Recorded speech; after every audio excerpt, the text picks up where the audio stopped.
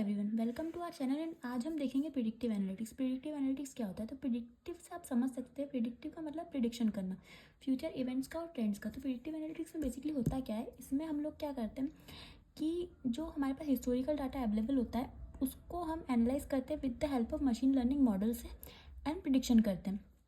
तो देखते हैं प्रॉपर डेफिनेशन।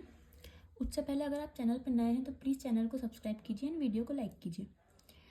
तो देखते हैं क्या होता है predictive analytics. Predictive analytics refer to the use of statistical technique, machine learning model and algorithm to analyse historical data and make prediction about future event और ट्रेंड।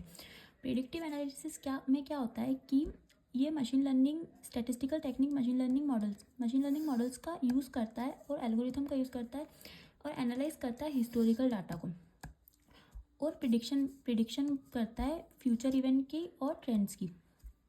मीन्स इसमें हम लोग किसी मशीन लर्निंग मॉडल का choose करते हैं और हमारा डाटा के थ्रू हम प्रिडिक्शन करते हैं उस मॉडल की हेल्प से। It involves identifying pattern and relationship with in data to forecast potential outcome. इसमें क्या होता है, इसमें इन्वॉल्व होती है आइडेंटिफाई करना पैटर्न्स को, रिलेशनशिप को विद इन डाटा के अंदर हमारा जो मशीन लर्निंग मॉडल होता है वो आइडेंटिफाई करता है पैटर्न्स को, रिलेशनशिप को और एक पोटेंशियल आउटकम जनरेट करता है। और उस पोटेंशियल आउटकम से क्या होता है, जो हमारे बिजनेस और ऑर्गेनाइजेशन होते हैं, बड़े बड़े या कंपनीज होती है, वो एक प्रोएक्टिव डिसीजन ले सकती हैं। वो एक प्रोएक्टिव डिसीजन लेती हैं इस प्रिडिक्शन के थ्रू। अब मैं आपको समझाती हूँ प्रिडिक्टिव एनालिटिक्स होता क्या है with the help of an diagram. इससे हम समझ सकते हैं ईजीली।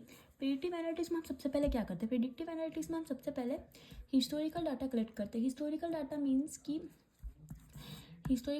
जो आपके पास डाटा अवेलेबल है। हिस्टोरिकल डाटा हम कलेक्ट कर सकते हैं डिफरेंट सोर्सेज से। फॉर एग्जांपल कस्टमर ट्रांजेक्शन हो गया, वेबसाइट हो गई, सोशल मीडिया हो गया या सेंसर्स हो गए। हम कहीं से भी हमें हिस्टोरिकल डाटा कलेक्ट करना है।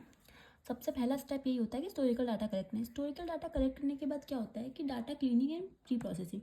हमने जो डाटा कलेक्ट किया वो गारंटेड नहीं होता कि उसमें कोई एरर नहीं है या उसमें कोई मिस वैल्यू नहीं है। डाटा इनकन्सिस्टेंट डाटा होता है, वो हमको उसको क्लीन करना पड़ता है, उसमें प्री प्रोसेसिंग कुछ करनी पड़ती है और वो डाटा हम क्लीन करते हैं।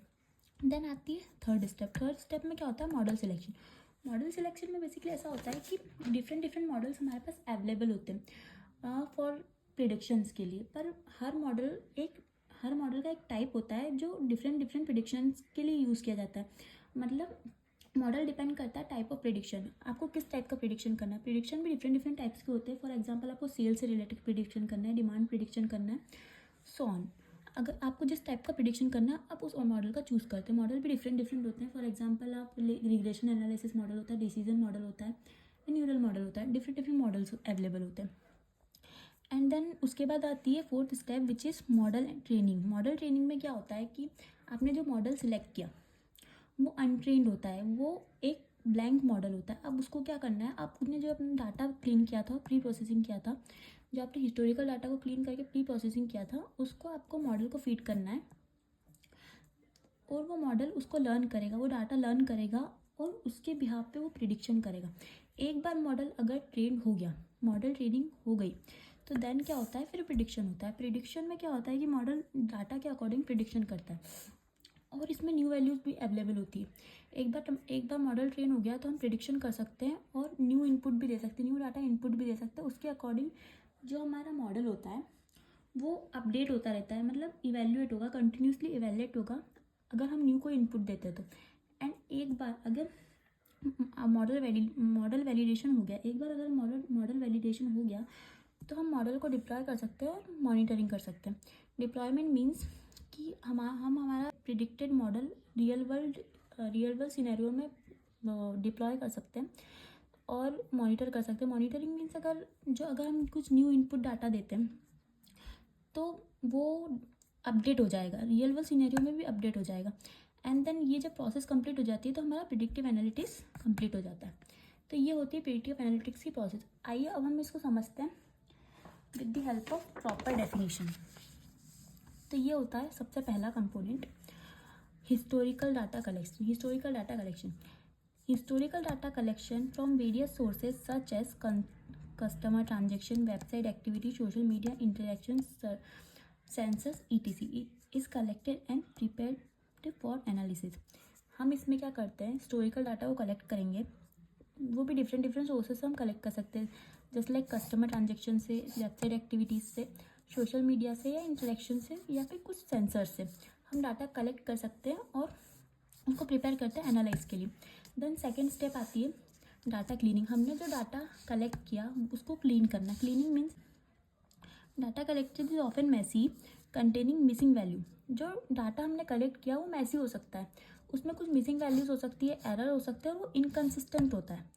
हमको उस पर कुछ प्री प्रोसेसिंग करनी पड़ती है जिसमें इन्वॉल्व होती है cleaning, transforming that data in a format suitable for analysis.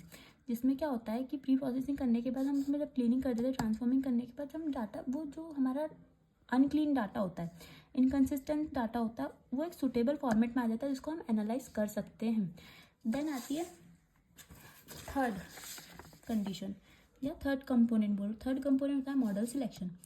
Various statistical and machine learning models are available.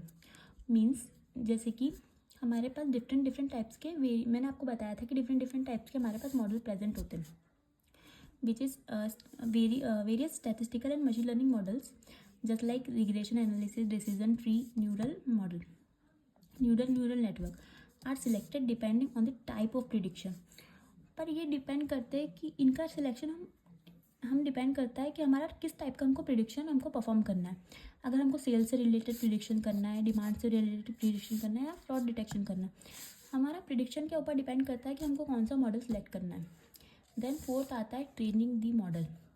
हमने एक बार अगर मॉडल सेलेक्ट कर लिया तो हमको उसे ट्रेन करना पड़ेगा, मतलब हमको डाटा लर्न करवाना पड़ेगा उसे। Historical data is use to train the chosen model. हमने जो मॉडल चूज़ किया उसको वो मॉडल यूज़ करेगा हिस्टोरिकल डाटा को।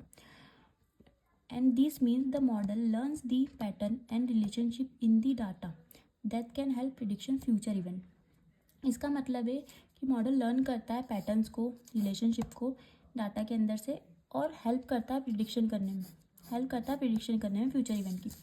एक बार जब मॉडल ट्रेन हो गया, once model train, the model can be use to predict future outcome based on new data input. एक बार अगर मॉडल ट्रेन हो गया तो इस मॉडल का यूज़ हम कर सकते हैं फ्यूचर के आउटकम को प्रिडिक्ट करने के लिए, और जो बेस्ड होगी new data input. The accuracy in continuously evaluated and refined. जो एक्यूरेसी है वो कंटिन्यूसली इवेल्यूएट होगी और रीडिफाइन होगी या रिफाइन होगी।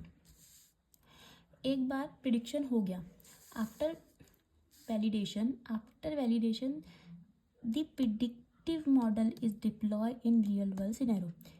एक बार प्रिडिक्शन अगर वैलिडेट हो गया तो हम जो प्रिडिक्टिव मॉडल है उसको डिप्लॉय कर सकते हैं रियल वर्ल्ड सिनेरियो में।